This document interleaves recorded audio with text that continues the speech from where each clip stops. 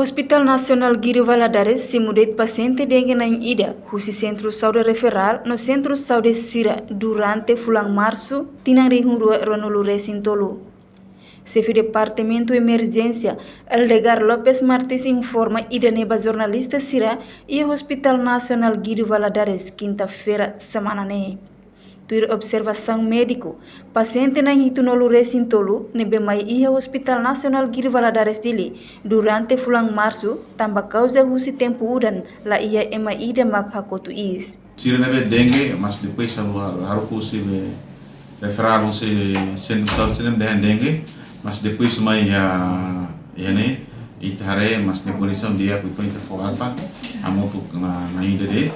No se nebe observação dengue significa agora lá situação fulang be kotunga situação udang então be sira mai desconfia wa dengue pois halo observação ne tolerância dia kita ruk filma uma ne hamutuk 73.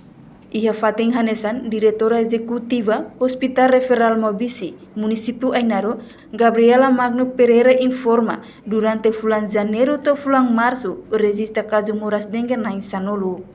Paciente sirane retande tratamento e Hospital Referral Mobisi.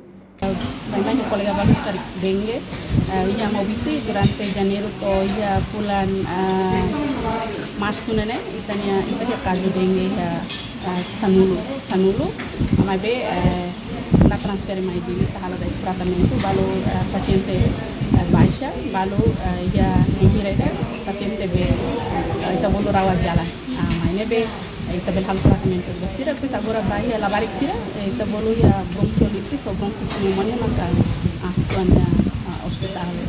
Niamos informa, atualmente resiste moras adultos Sira Baracliu, sofre hipertensão no balão moras stroke.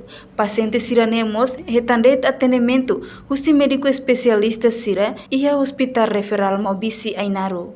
A reportagem Ana Rosária, assistindo com a televisão Timor Post. Janela informação by Emma Hotu.